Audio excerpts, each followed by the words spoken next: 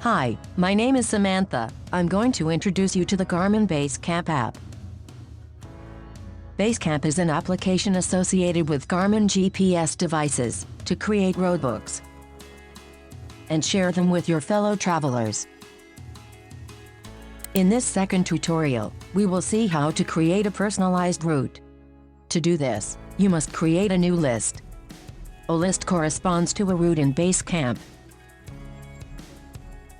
With the mouse pointer, click on the drop-down menu, File, then on the line, New List. In the window below, on my workstation, appears a new numbered list, the number depending on the number of list previously generated and present in this window. In this example, the list number 17 appeared.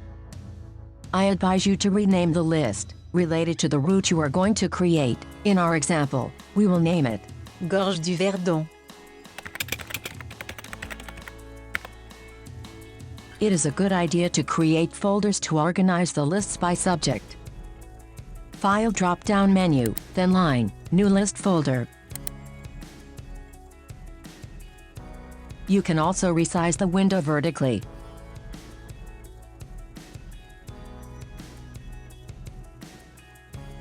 And horizontally.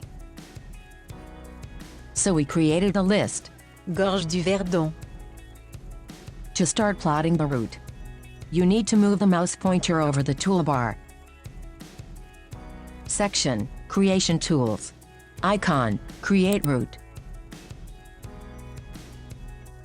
When you move the mouse pointer on the map, you will notice that the icon representing the tool appears to the right of it, creating a route. So from now on, do not click on the map, except to generate route plotting points. Move the mouse pointer over the tab, Map, in the new window.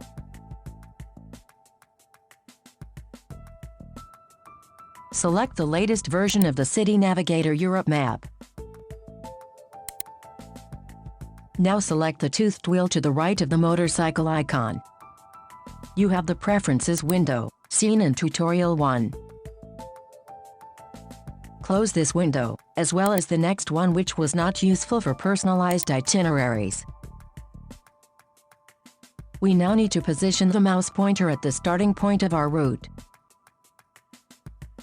For this, we will use the map navigation buttons to display the city of Saint-Tropez.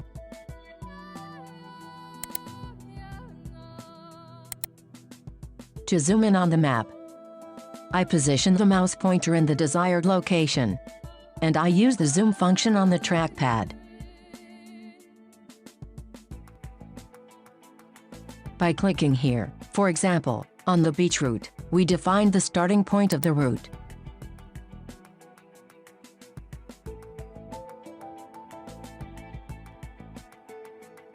Unzoom with the trackpad. Note that a new item has appeared in the lower part of the list window. We will see that later. Knowing the region very well, I will quickly choose the next points on the route layout. Otherwise, it would require a search via Google Map and other sources to choose the routes. I will devote a tutorial to this specific case.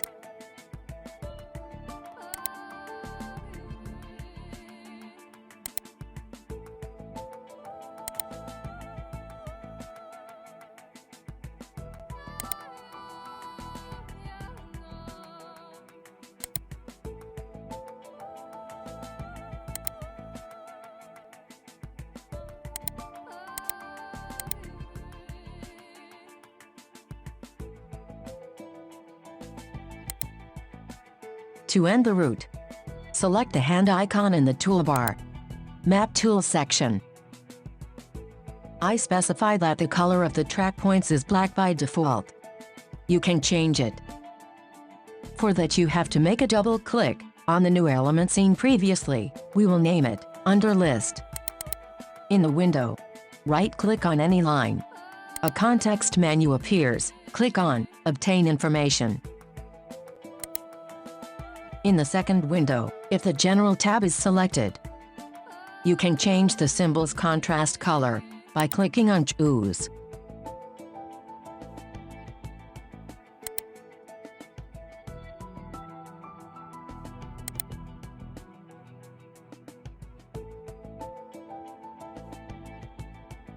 Now let's look at the sublist. The default name corresponds to the first and last track point.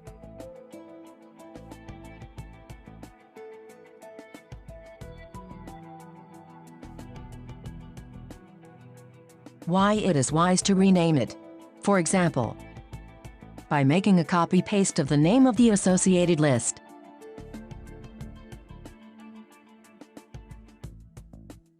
When you transfer this route to your GPS, this is the name of this sublist that you will find in the routes available on your GPS. Now let's look at customizing the name of the itinerary route points. I remind you that by double-clicking on the subfile, you generate the window where the details are located of the route's plotting points. You can rename each track point. For that, double-click on the track point to modify, or right-click, contextual menu, click on Rename in the second window generated. Modify the name of the track point, for example, Appointment with Bruno.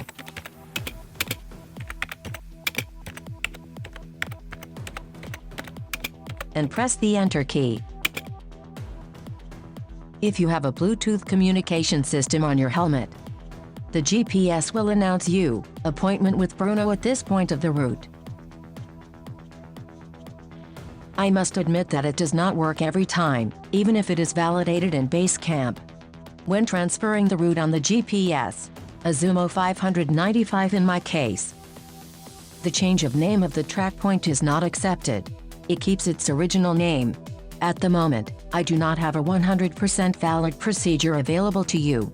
Let's finish this second tutorial on a positive note. At the bottom left of the Basecamp window, once the route is finished, you will always have the distance and the total time of the ladder. Over the years of use, I have noticed a difference in total time, always less, between Basecamp and the GPS.